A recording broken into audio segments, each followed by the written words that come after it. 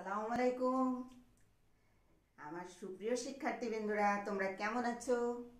আশা করছি অনেক অনেক ভালো আছো। তো সোনামণিরা, আজ আমি চলে এসেছি দিনাজপুর অনলাইন প্রাইমারি স্কুলে দ্বিতীয় শ্রেণীর ছোট্ট সোনামণিদের জন্য প্রাথমিক গণিত বিষয়ের পাঠ নিয়ে। আমি মাকসুদা খাতুন, সহকারী শিক্ষক, এইচ.এম. সরকারি প্রাথমিক বিদ্যালয় মেহেরপুর সদর। তো সোনামণিরা, তোমরা নিশ্চয় বুঝতে পারছো গত পাঠে তোমাদের এই অধ্যায়ের ভগ্নাংশ নিয়ে তোমাদের সাথে আলোচনা করেছিলাম। তোমাদের নিশ্চয় মনে আছে গত পাঠটি আমরা কি নিয়ে আলোচনা করেছিলাম? ভগ্নাংশের কোনো বস্তুর অর্ধেক অংশ চিনে বলতে শিখেছিলাম, লিখতে শিখেছিলাম, তাই না বন্ধুরা? তোমাদের নিশ্চয় মনে আছে আমরা গত পাঠে এরকম কোনো বস্তু অর্ধেক ভাগ করে এটিকে কি লেখে তোমাদের কি মনে আছে? কিভাবে আমরা প্রকাশ করতে পারি? হ্যাঁ, 2/1 বা অর্ধেক, এরকম আমরা শিখেছিলাম, তাই না? আচ্ছা বন্ধুরা, আমরা তো কোনো বস্তু রুটি বা আপেল আমরা ভাগ করেছিলাম অর্ধেক অংশে, তাই না? আজকে যদি আমরা কোনো বস্তুকে বা কোনো রুটি সমান 4 ভাগ করি, তাহলে একটি অংশকে আমরা কিভাবে প্রকাশ করতে পারি? আমরা তো গত পাঠে অর্ধেক অংশ আমরা প্রকাশ করেছিলাম কিভাবে? এইভাবে, তাই না? আজকে আমরা শিখব কোনো পূর্ণ বস্তুর চার ভাগ করার পরে 1 ভাগ অংশ কিভাবে প্রকাশ করতে হয় সেইটা। ঠিক আছে? আমার হাতে লক্ষ্য করো, একটি কাগজ আছে, তাই না? কাগজটিকে আমি কয় ভাগ করেছি দেখো তো? 4 ভাগ করেছি, সমান 4 ভাগ করেছি, তাই না? সমান 4 ভাগ করার পরে আমি এক অংশ রং করেছি, আমরা অর্ধেক অংশ যখন রং করেছি আমরা কিভাবে প্রকাশ করেছি? এইভাবে, অর্ধেক, তাই না? অর্থাৎ 2/1 এখন আমি যদি 4/1 কিভাবে প্রকাশ করতে পারি বন্ধুরা? দেখো, তোমরা আজকে এটাই শিখবে, ঠিক আছে? কোনো বস্তুকে আমরা যদি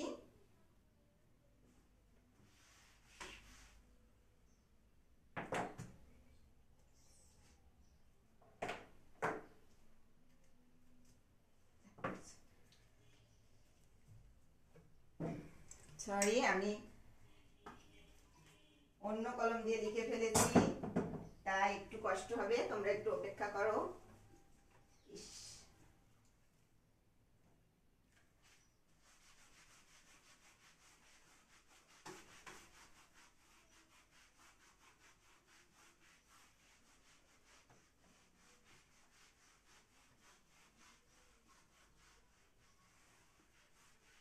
তো বন্ধুরা, আমি এখন 4/1 কিভাবে প্রকাশ করতে হয় সেইটা আমরা শিখবো, ঠিক আছে?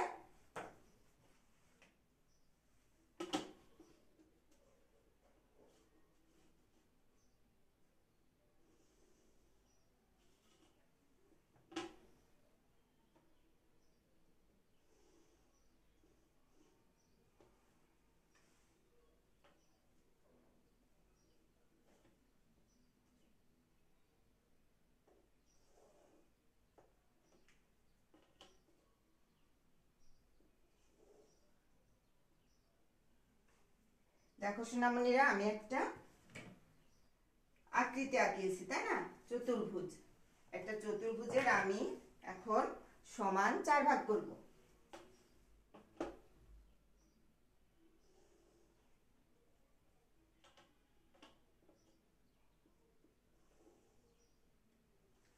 সমান 4 ভাগ করলাম। এখন 1 ভাগ রং করলাম।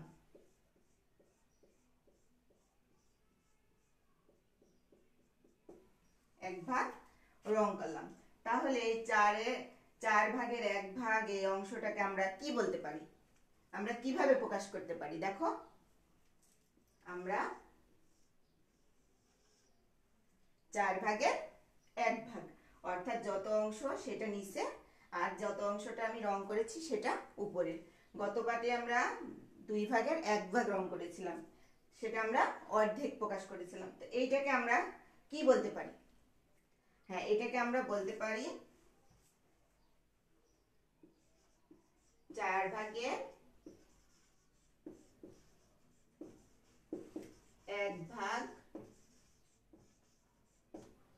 বা তোমরা একটু খাতায় নোট করে নিবে, 4 ভাগের 1 ভাগ বা 1/4।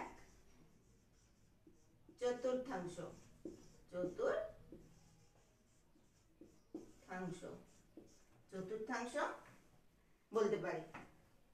বুঝতেছো সোনামণিরা, যে আমরা এই আকৃতিটাকে 4 ভাগের 1 ভাগ করলে আমরা কিভাবে প্রকাশ করতে পারি? এইভাবে করতে পারি, আবার কথায় লিখে 4 ভাগের 1 ভাগ বা 1/4 আমরা এইভাবে লিখে প্রকাশ করতে পারি। তাহলে তোমরা এটা বলো আমার সাথে, 4 ভাগের 1 ভাগ বা 1/4।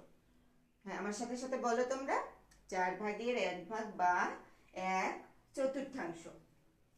তাহলে আমরা 2 ভাগের অর্ধেক আর 1/4, অর্ধেক এবং 1/4।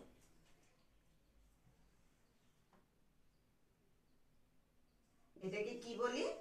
এটাকে ভগ্নাংশ বলি, ভগ্নাংশ বলি। বুঝেছো তোমরা যে এটাও ভগ্নাংশ, এটাও ভগ্নাংশ। আমরা ভগ্নাংশ বিভিন্ন ভাবে শিখছি, তাই না?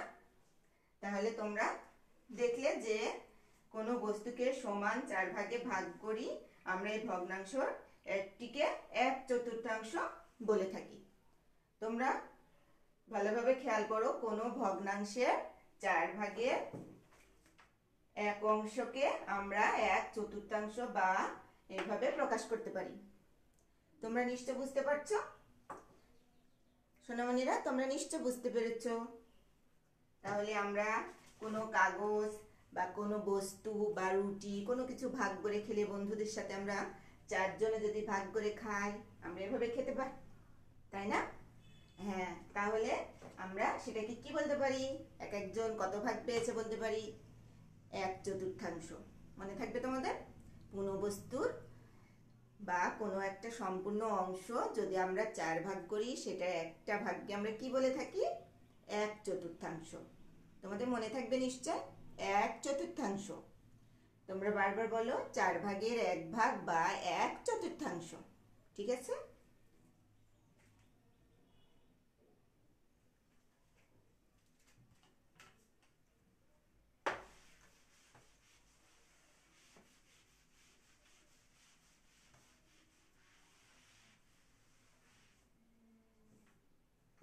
এবার সোনামণিরা আমরা রং করা শিখব।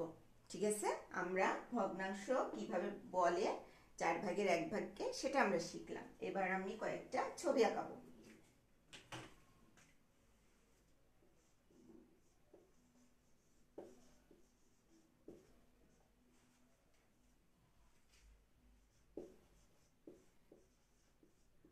নিচে প্রত্যেক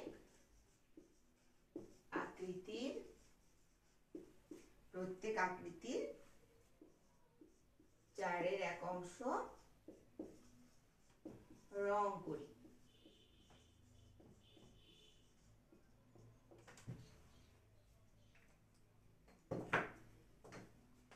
তাহলে আমি ছবিটা আঁকাই, তোমরা লক্ষ্য করো।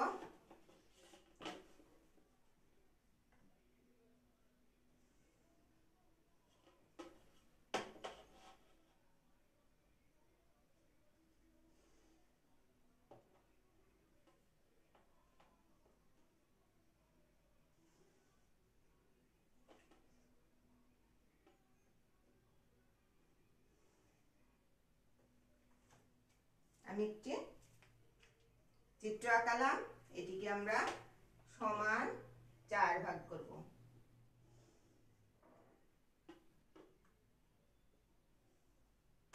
সমান 4 ভাগ করব। আরেকটি চিত্র আঁকাবো,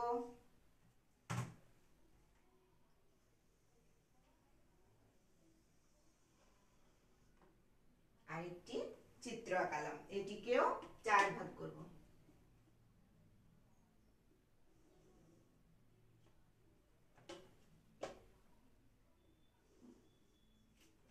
এটিকে কয় ভাগ করলাম? 4 ভাগ করলাম। আকৃতি অবশ্যই সমান ভাগ হতে হবে বন্ধুরা, আমার হয়তো একটু ছোট বড় হতে পারে, ঠিক আছে, কিন্তু প্রত্যেকটা সমান হতে হবে।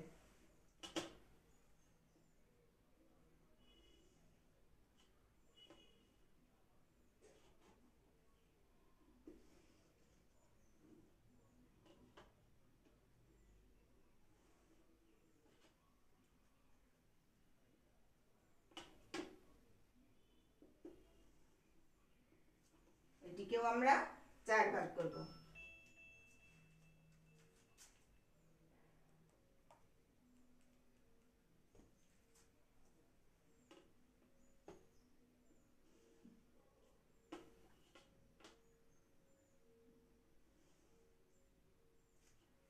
দেখো বন্ধুরা, তোমরা নিশ্চয় দেখছো আমি কিছু চিত্র আঁকাচ্ছি।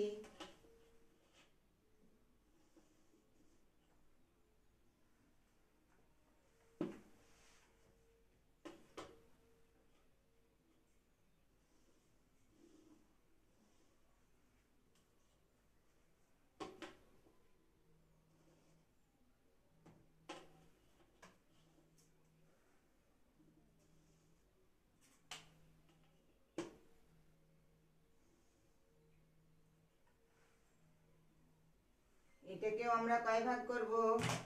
4 ভাগ করব।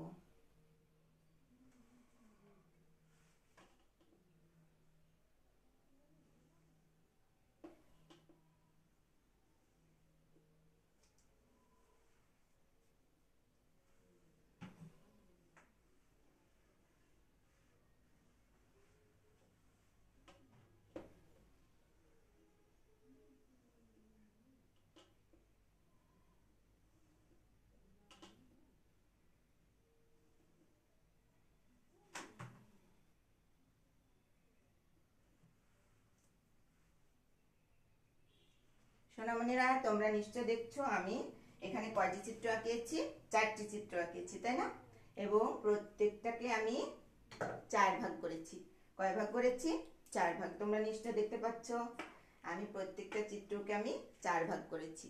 এখন তোমরা তোমাদের বই বের করো, তোমাদের বইয়ে দেখো 77 পৃষ্ঠা, ঠিক আছে? এখানে তোমরা কি করবে? প্রত্যেক আকৃতির 4-এর এক অংশ রং করবে, ঠিক আছে? তোমরা 4-এর এক অংশ রং করে ফেলো ঝটপট খাতায়। তোমরা এই বইয়ে, তোমাদের বইয়ে রং করে ফেলো, ঠিক আছে বন্ধুরা? তোমাদের বইয়ের 4 ভাগের 1 ভাগ অংশ প্রত্যেকটা আকৃতি থেকে রং করে ফেলো, ঝটপট রং করে ফেলো।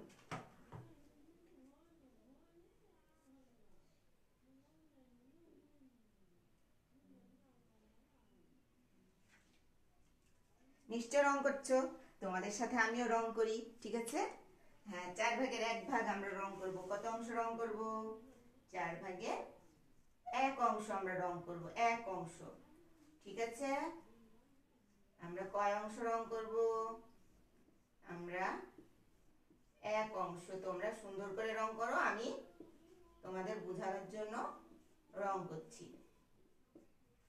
আমি 1 অংশ রং করলাম, এখানে 1 অংশ রং করলাম, এখানে 1 অংশ রং করে ফেলো। কি মজা না? রং করা অনেক মজা। করে ফেলো ঝটপট। এটাও 1 অংশ আমি রং করে ফেললাম। আবার এখানেও আমরা কি করব? 1 অংশ রং করি।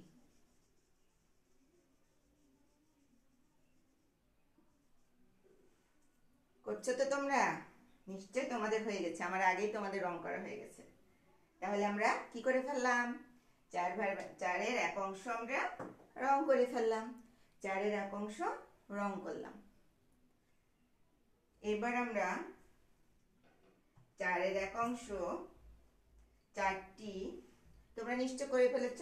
আচ্ছা, ঠিক আছে, আমরা পরেরটায় যা দেখি এবার।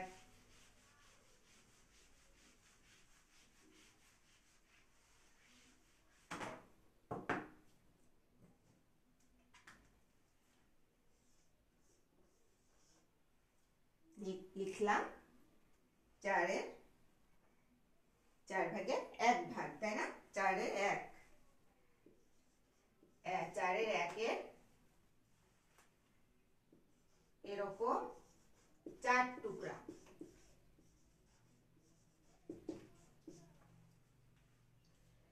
4 ভাগের 1 ভাগের 4 টুকরা, 4 টুকরা একত্রে রাখলে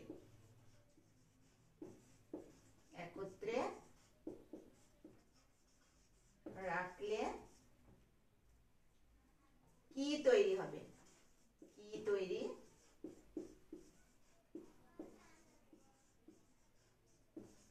কি তৈরি হবে? তোমরা একটু চিন্তা করো তো, যদি আমরা কোনো বস্তুর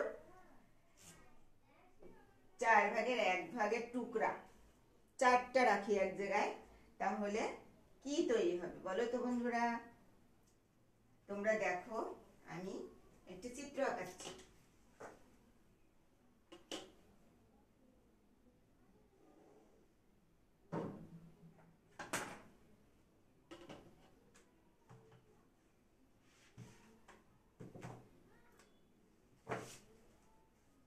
আচ্ছা, তোমাকে আমি সহজভাবে কাগজ কেটে বুঝিয়ে দিচ্ছি, ঠিক আছে? এটা কত অংশ ছিল? একটা সম্পূর্ণ অংশ, তাই না? এটাকে আমি এখন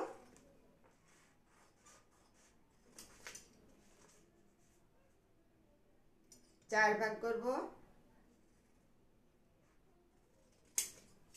দেখো, এক একটি ভাগ কি হলো? 4-এর 1 অংশ হলো। যেহেতু আমি একটা পূর্ণ কাগজকে, একটা সম্পূর্ণ একটা কাগজ, সেটার থেকে আমি কয় টুকরো করলাম? 4 টুকরা করলাম, তাই না? এখন যদি আমি এই 4 টুকরা,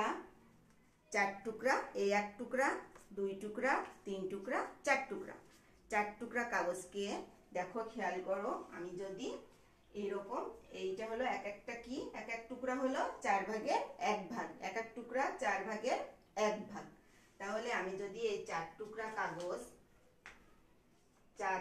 কাগজ যদি আমি, দেখো খেয়াল করো, এক জায়গায় রাখি, আমি যদি 4 টুকরা কাগজ একত্রে রাখলে কি তৈরি হচ্ছে বলো তো বন্ধুরা? একটা কি তৈরি হচ্ছে? সম্পূর্ণ পূর্ণ সংখ্যা তৈরি হবে, একটা পূর্ণ বস্তু তৈরি হবে, একটা, ঠিক আছে? পূর্ণ বস্তু তৈরি হবে। তাহলে এটা সম্পূর্ণ, তাহলে 4টি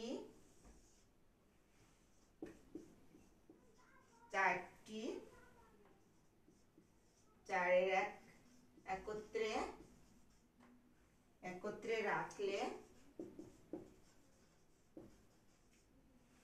রাখলে তৈরি হয়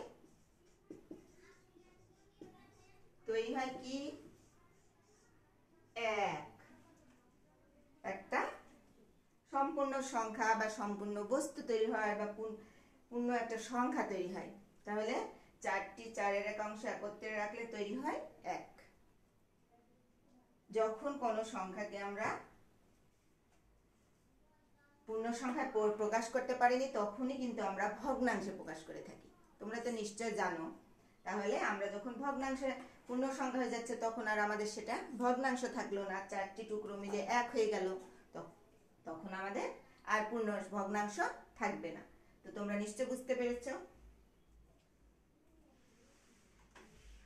এবার সোনামণিরা, তোমাদের খাতা কলম বের করে ফেলো, তোমাদের কয়েকটি কাজ দিচ্ছি, ঠিক আছে? খাতা কলম বের করো।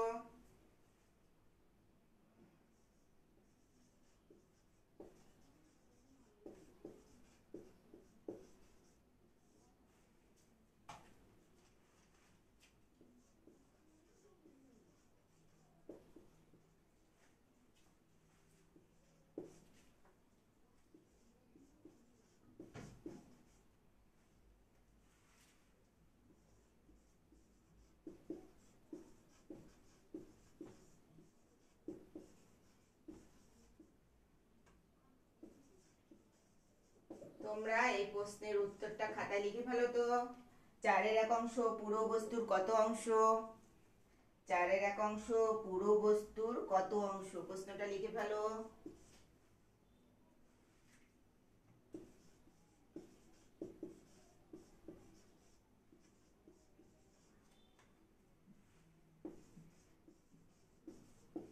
তোমরা নিশ্চয় পারবে।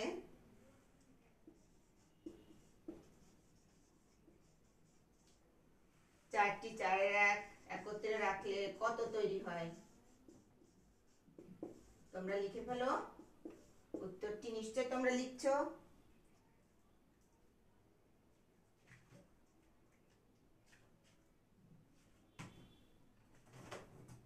চারের এক অংশ, চারের এক পুরো বস্তুর কত অংশ? তোমরা নিশ্চয় লিখে ফেলেছো উত্তরটি।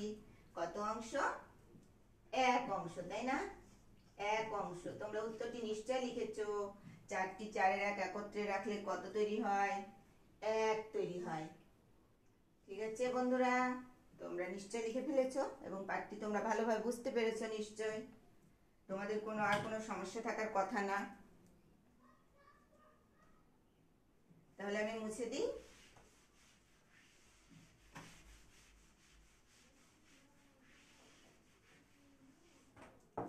এবার বন্ধুরা, আমি তোমাদের জন্য একটা বাড়ির কাজ দিচ্ছি। ঠিক আছে? বাড়ির কাজটি খাতায় সুন্দর করে তুলে নাও।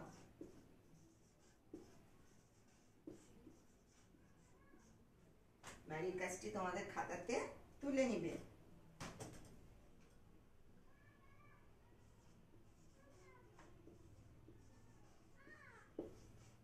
যে কোনো একটা চিত্র ক একে, ক একে, খ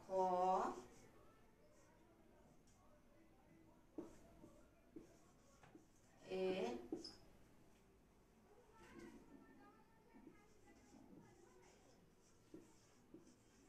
এক চতুর্থাংশ রং করবে।